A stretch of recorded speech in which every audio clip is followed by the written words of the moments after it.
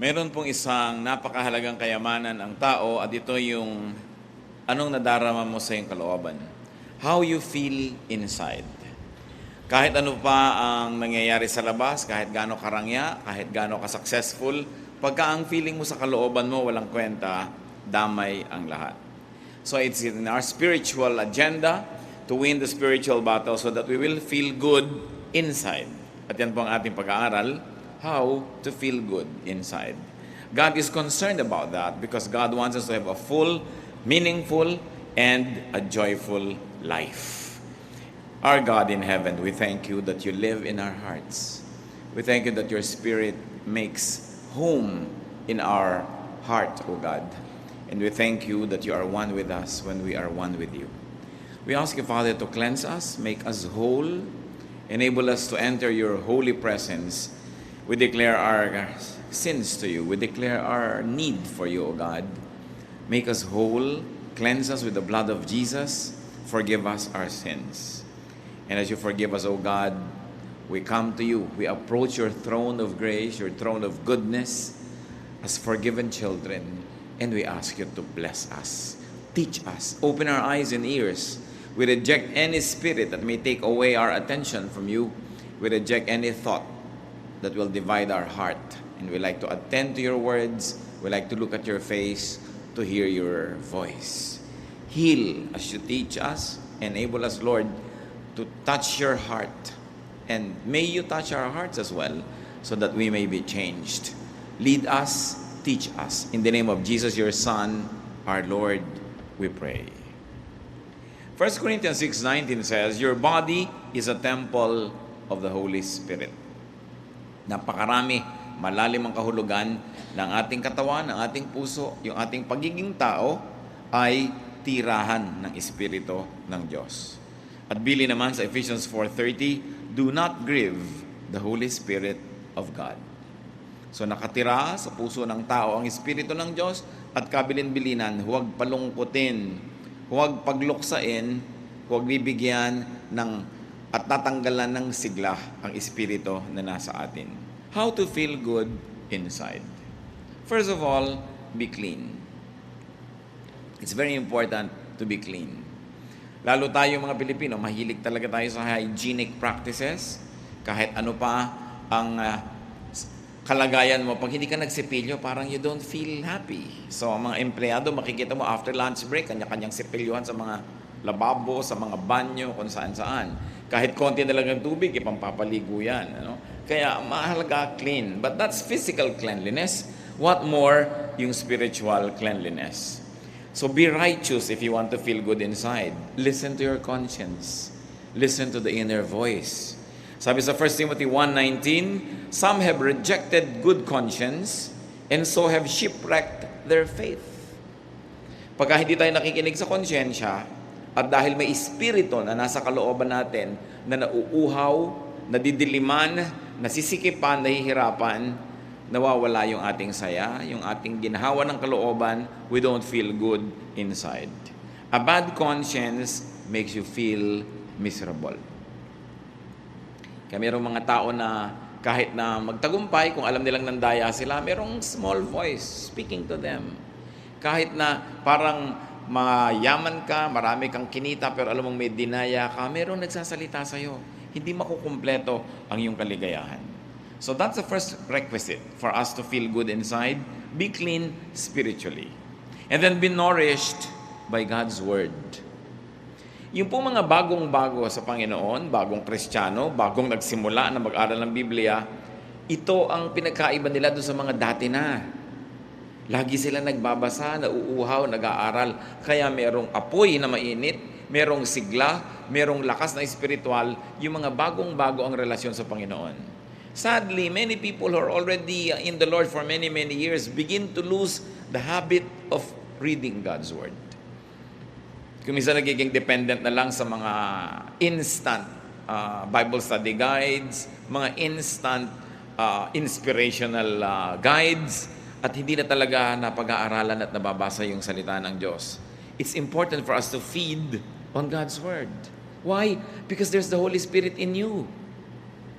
Kung yung katawan natin, pinapakain natin ng physical food, physical drink, yung spirit naman sa atin, kailangan pakainin mo ng God's Word.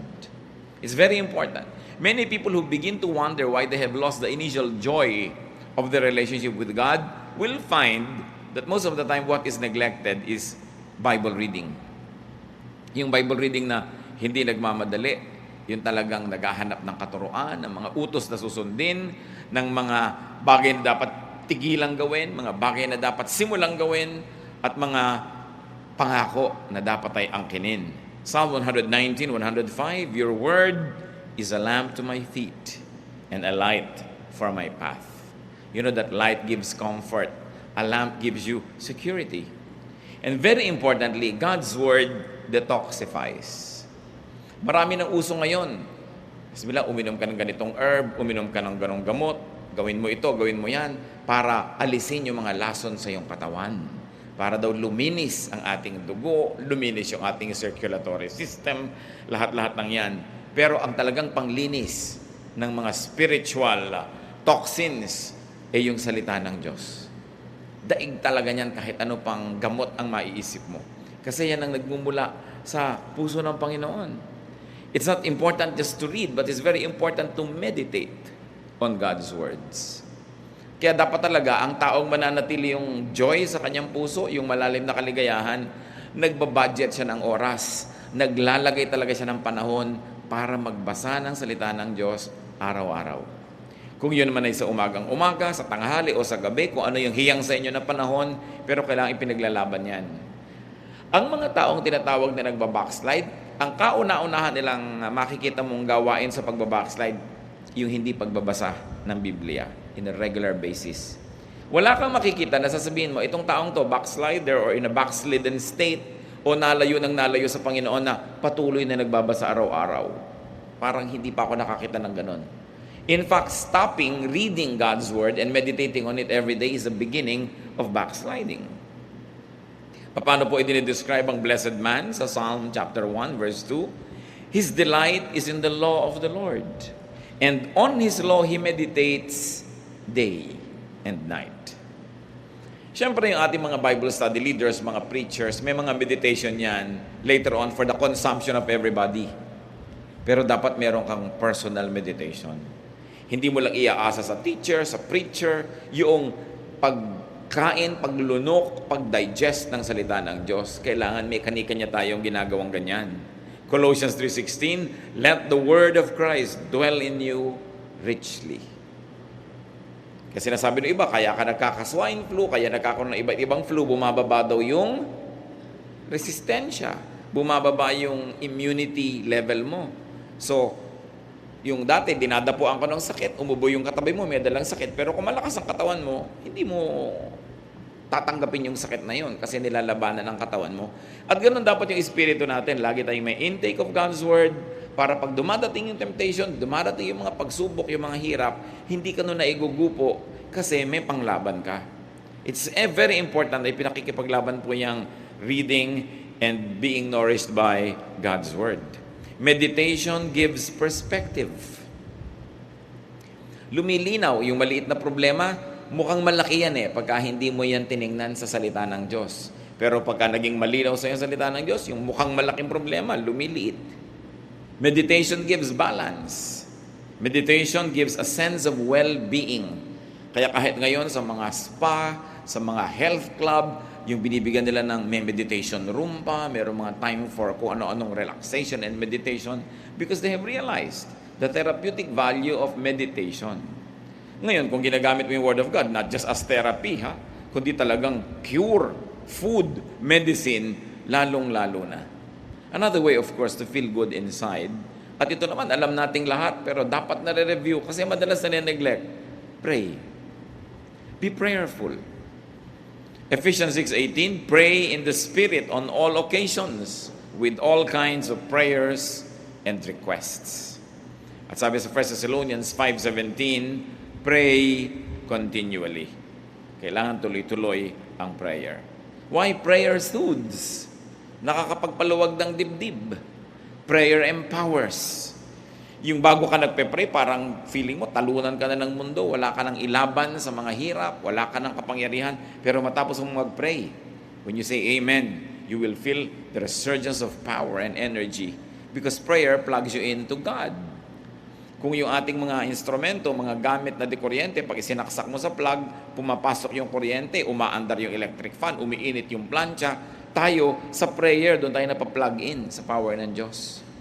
At yung kanyang kapangyarihan mula sa langit, pumapasok sa ating espiritu, nakikiisa sa atin. Prayer transports.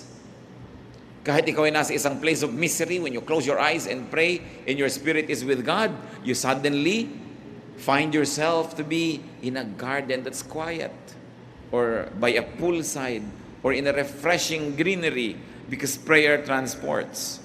Prayer allows us to transcend physical limitations. Prayer, naturally, of course, transforms. Dapat ang tao, pag ganito yung kalagayan niya, tapos nag-pray siya, pag dilat ng mata niya, pag sabi niya ng amen, hindi na ganun yung kalagayan niya. Naiba na siya.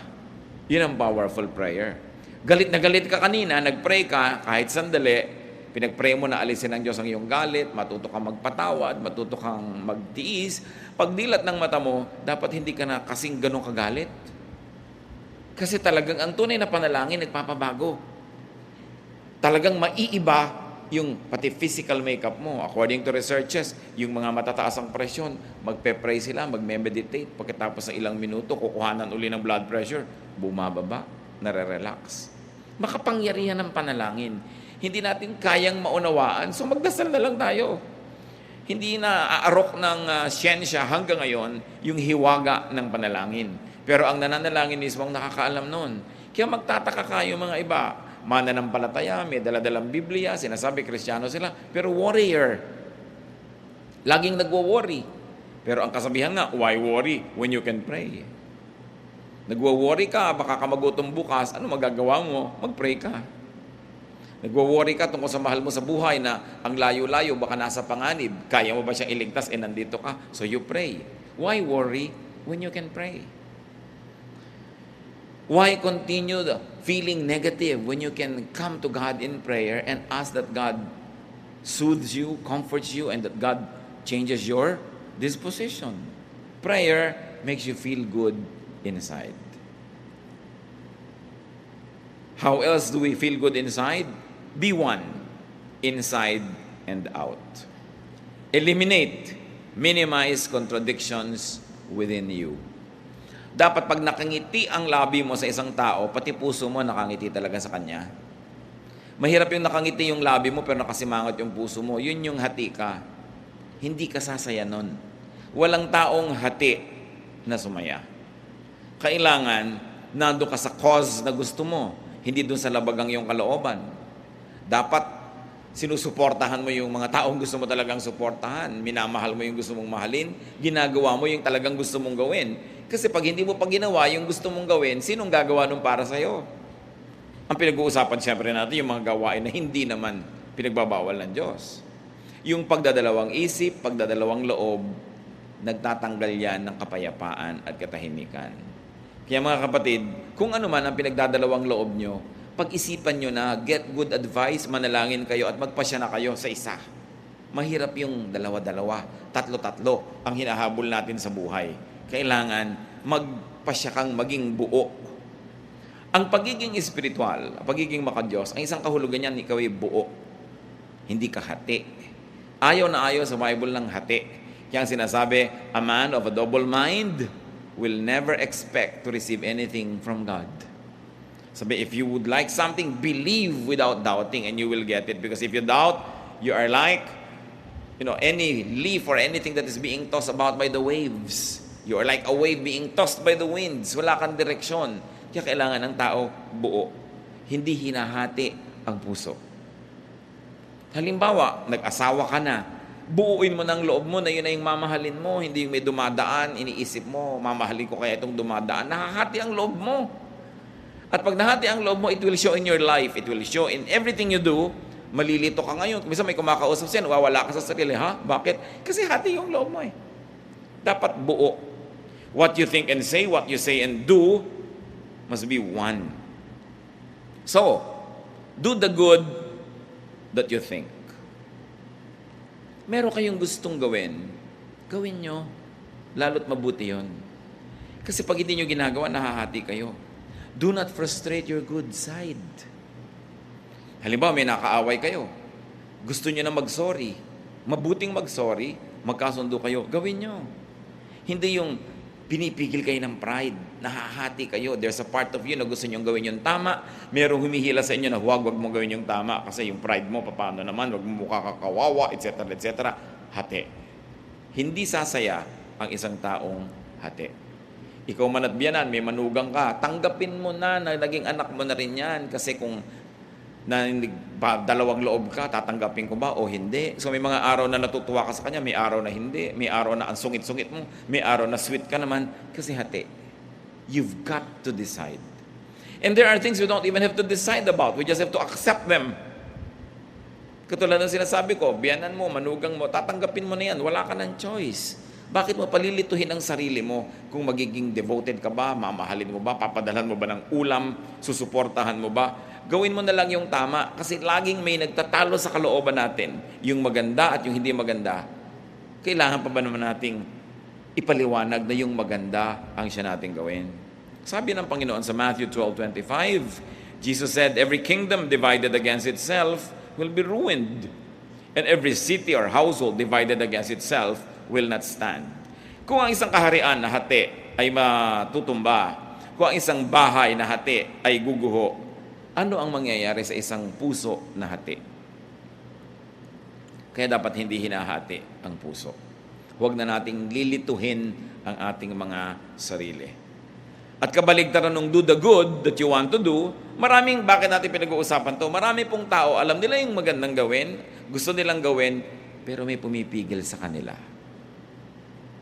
Mga tatay, gusto nila halimbawa akbayan yung anak nilang lalaki na maging tender and nice sila sa anak nila, pero hindi, this is not the macho thing to do. So, pinipigil yung paggawa ng mabuti. Why? It's good. Hindi mo naman laging pwedeng yakapin yung anak mo, hindi naman laging available. So, why not do it? Marami din mga anak, gusto mag-express ng pagmamahal nila sa parents nila, hindi ma-express. Pero sa kaibigan, ang dali-dali mag-express. Pero yung lamang, yayakap ka sa magulang mo, magkikis ka, hirap na hirap ka rin. Bakit? Maganda naman yun. Huwag hatiin. And do not do the bad that you do not want to do. Alam naman natin yung masama, alam natin ayaw natin gawin, pero madalas nagagawa.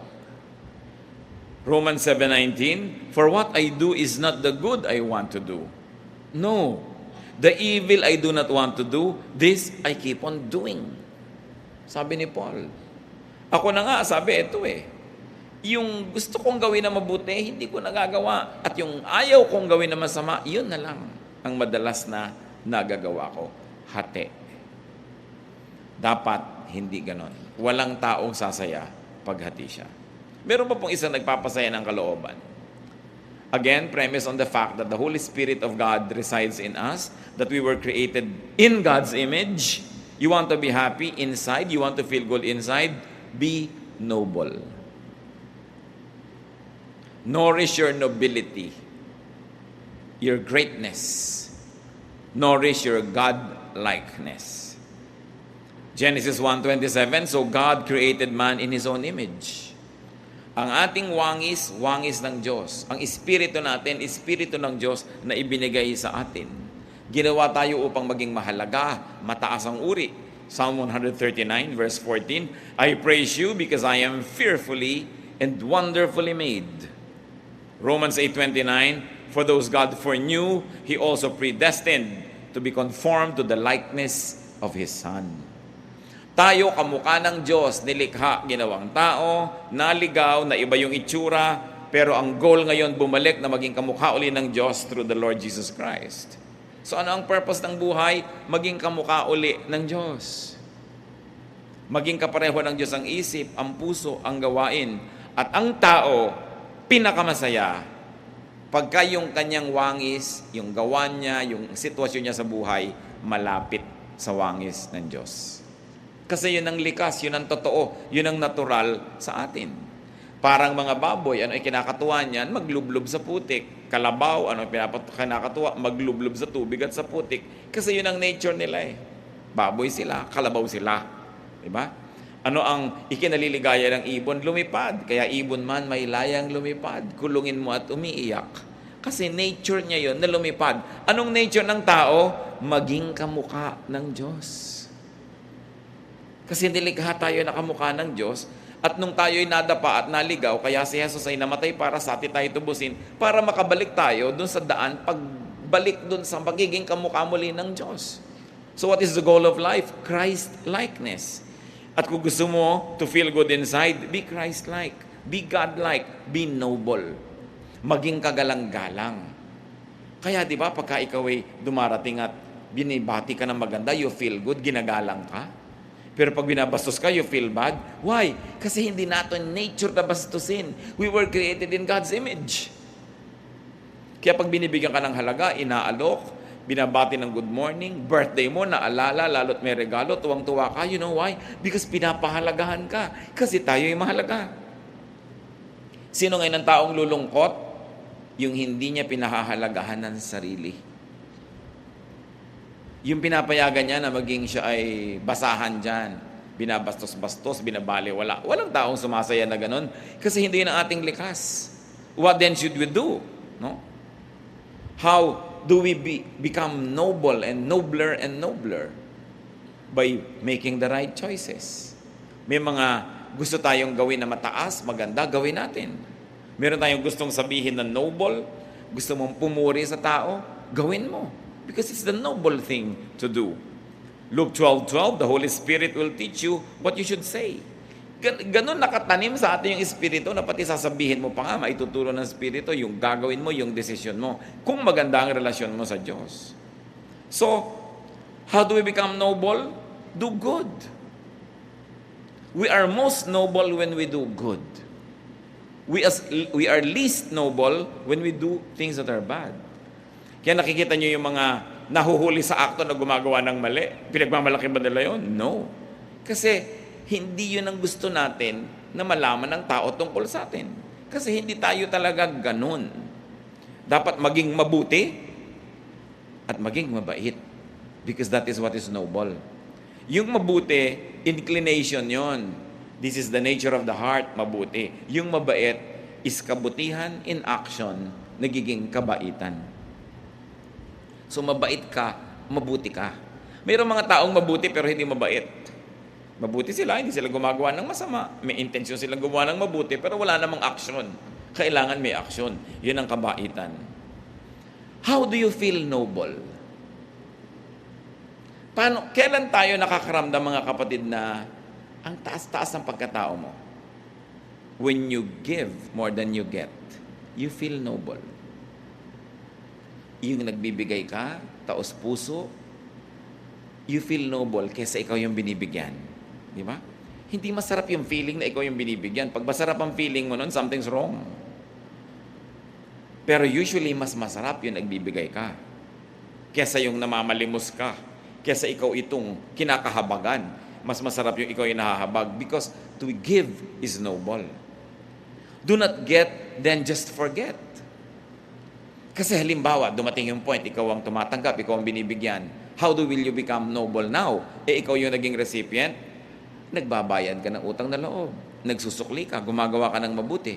Kaya pag may gumawa sa atin ng mabuti, pagkatapos na-empower naman tayo, lumakas, tayo naman yung gumagawa ng mabuti sa kanila, you feel good. Because it's your nature to feel good that way. You want to feel noble, give more than you get. Give more than you receive. Do not just get and forget. Pagka kayo hingi lang ng hingi, kuha ng kuha, tapos hindi tayo marunong magsukli, gumawa ng mabuti, yung konsyensya nyo, binabagabag din kayo. You will not feel good. Hanggang hindi kayo nagsusukli ng kabutihan. Do not receive what you cannot reciprocate. Mga babae, nililigawan kayo, o ngayon kahit lalaki, naliligawan na rin. No? So ang mangyayari, huwag kayong tanggap ng binibigay sa inyo kung wala naman pala kayong pagtingin. Hindi nyo naman pala susuklian ng isang kindat o isang holding hand o isang yakap. Wala pala kayong balak isukli o ipalit. Huwag yung tanggapin. Because that is not the noble thing to do. It's important to be noble, and nobility has nothing to do with wealth. May mga taong yayaman pero hindi noble ang mga pamamaraan nila, hindi noble yung kanilang karakter. May mga taong hihirap pero ang taas ng pagkatao. Alam mong taong-tao ito kahit walang pera. Walang kinalaman ng pera dyan. And when we are noble in our ways, we feel good. Another way to feel good inside, be classy. Dapat class act. Hindi ko sinabing maging mahal ang damit mo, maging expensive yung taste mo, pero may class ka. What do you mean? Do not do not say, do not think what makes you appear or feel cheap. Meron na ba kayong nagawa na sabi na pagkatapos na nagsisisi kayo dahil nagmukha kayong mumurahin? Huwag niyong gagawin yun. No? Halimbawa, gusto mo yung isang tao pero ayaw sa'yo, huwag mong ipagdutdutan ang sarili mo kasi magiging cheap ka. Yung tuwing dadaan siya doon, nandun ka nakakalat. Yung pupunta sa showroom na yun, nandun ka. Yung parang wala ka nang ginawa kundi planuhin siya abangan. It's cheap. No? Do not appear and do not feel cheap. Lalo ikaw babae, hindi ka naman pinapansin. Ikaw pa tong laging nakakalat dyan. You know, it's cheap. It will not make you feel good. Magkakaroon ka lang ng immediate pleasure dahil napagbigyan mo yung hilig mo. Pero pag nananahimik ka na at nag-iisa, ang feeling mo, bumaba ang pagkatao mo. You want to be happy inside? Be classy. Beware of addictive things and addictive habits. Lahat ng bagay na nakaka-addict, nakakapagpa-cheap. Nakita niyo mga ibang tao na antitino, ang gaganda ng behavior, nung naging drug dependent, pati sariling nanay ninanakawan, sariling anak ninanakawan, kasi naging addict. Addicts compromise and degrade themselves just to get a fix. Kaya maraming antitinong babae nung naging drug dependent, pati katawan ay pinagbibili sa murang halaga, makakuha lang ng kailangan niyang gamot. Addiction cheapens people. Kahit anong addiction yon. Adik ka halimbawa sa sugal. Adik ka halimbawa sa isang uri ng pagkain. All kinds of addictions. Kaya ang isang message ni Lord Jesus Christ is freedom. Sabi, moderate yourself, moderate your lifestyle that you do not become dependent on anything or anyone. Sabi ni Paul, we have learned to be content in whatever situation. Sa init at lamig, sa gutom at busog, sa meron at wala. Sabi ganon, natututo kami maging kontento. Because anything that you will desire can become your master. And to have a master, no matter what, basta hindi ang Panginoon yon, can cheapen anybody. So do not degrade yourself. Isang payo sa mga umiibig, kung talagang ayaw sa inyo, wala kayong magagawa para kayo magustuhan. Habang nandiyan kayo at nagpipilit, lalo lang kayong nakakaayawan. At lalo lamang bababa ang pagtingin sa inyo, lalong lumalayo yung pag-asa niyong magustuhan kayo. Subukan yung talikuran at iwan, baka sakali pa. Pero yung hahabol-habol ka, wala kang pag-asa.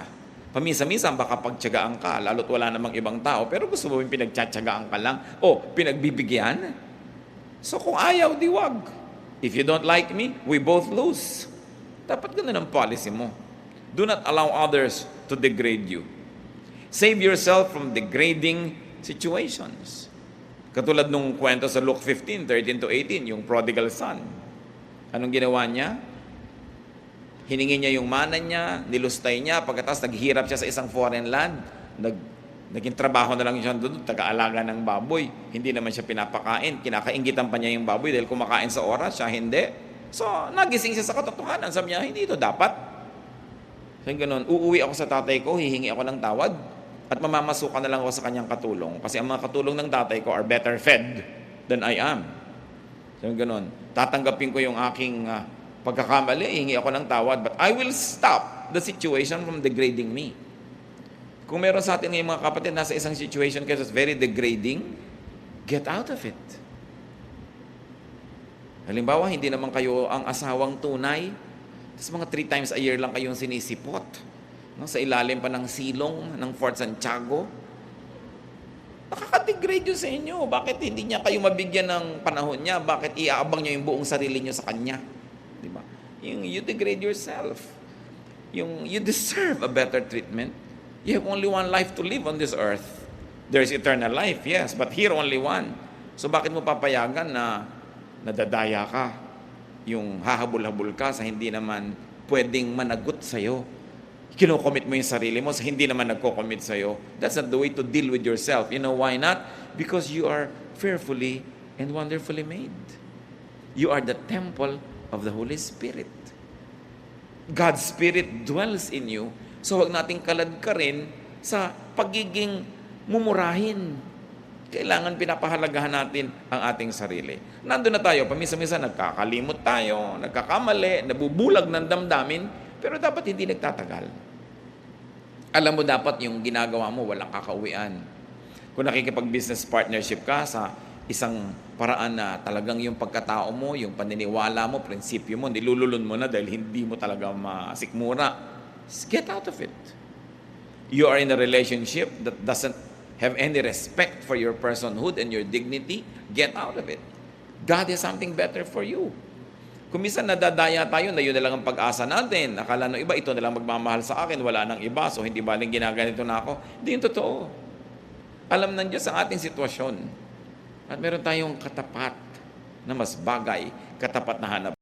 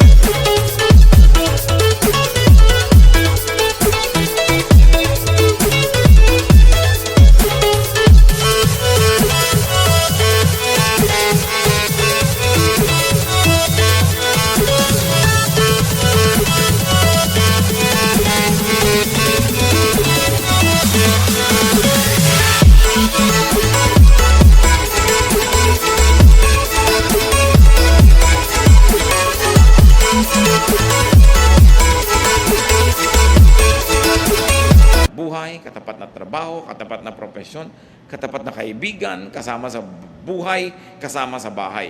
Don't settle for what is not very good for you. And those that do not settle for nothing but the best, usually get the best. Kailangan tinataasan din natin yung ating standard. Hindi dahil tayo mayabang, but, let me be emphatic, because you were fearfully and wonderfully made.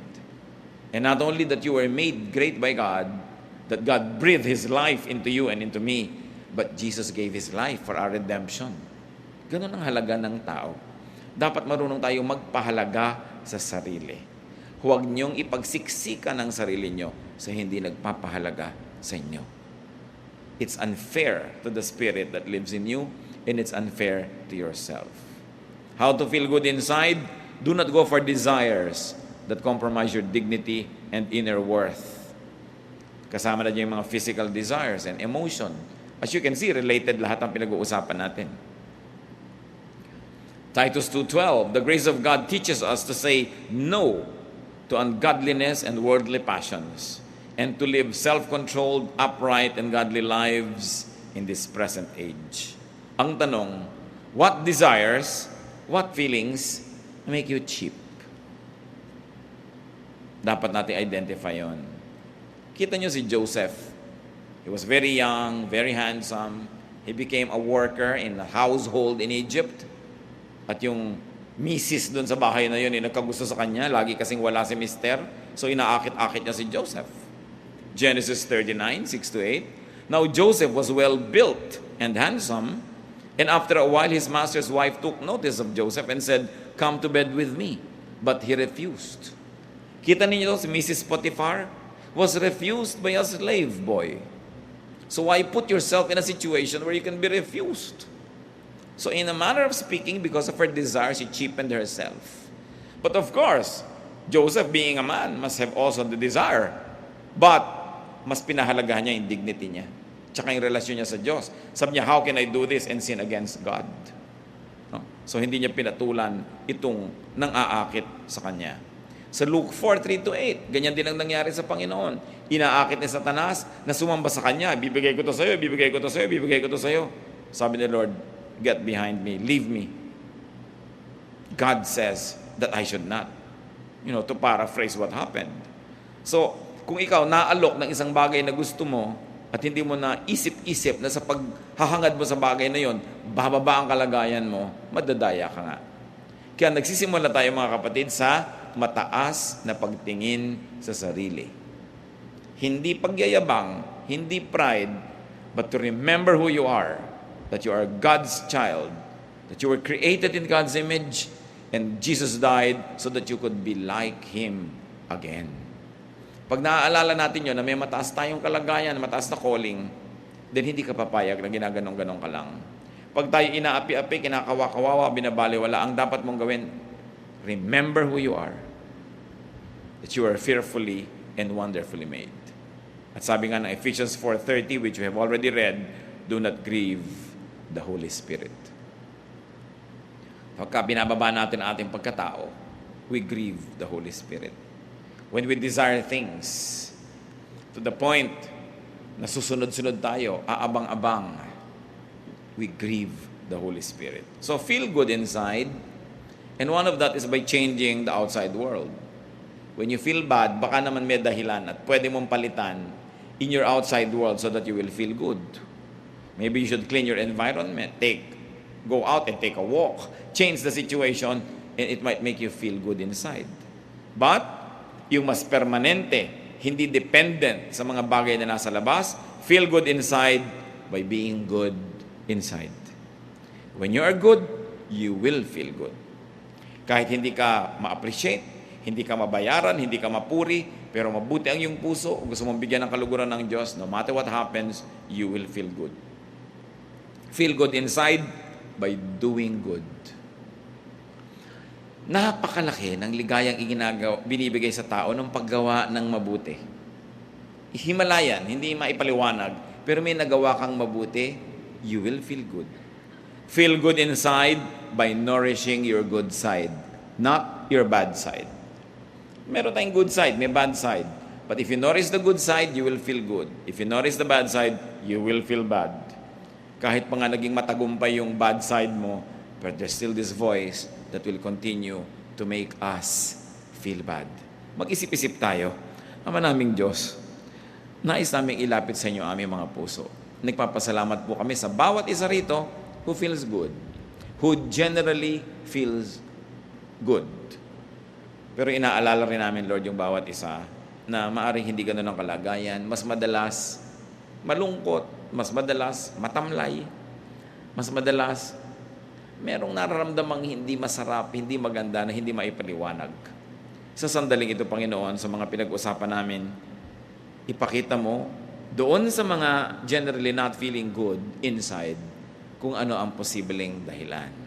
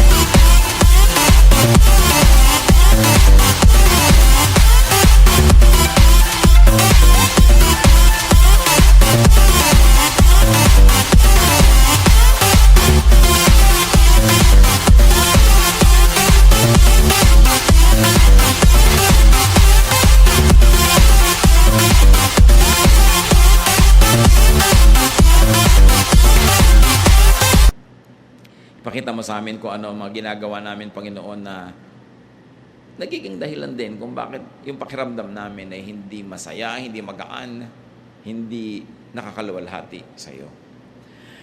We are very thankful for each one who feels good, but for each one who doesn't, we pray that your wisdom will prevail, that you will teach us to identify the root causes of these ill feelings so that they may be uprooted and we will have a change of heart and our lives will be peaceful, lovely, and enjoyable.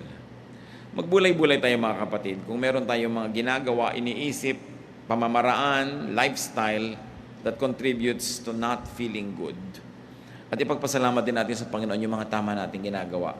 Sa mga 7 natin pinag-usapan, surely we will be able to identify things that make us feel good and the opposite that makes us feel bad. Madadaya tayo sa bawat panahon that we don't feel good inside. We will not always feel good outside. Kung minsan may sakit ang katawan natin, masakit ang ulo, masakit ang paa. But what is important is to feel good inside. Na yung espiritu natin payapa, tahimik, masaya, kaya nating harapin kahit anong hirap ng katawan o hirap sa paligid. Ama namin, kapatuloy po kayong humipo sa aming mga buhay at mga puso. And may you minister to us to this message na maski Panginoon anuman ang pinagmumula ng aming kumisan mga lungkot, mga katamlayan, ituro nyo sa amin kung paano ito lulutasin para ang buhay na ipinahihiram nyo sa amin, Panginoon, may be lived in joy, in happiness, in peace. Manalangin tayong sumandali and let the Spirit of God minister to each one, especially those that usually do not feel good. May the Spirit of God bless each one.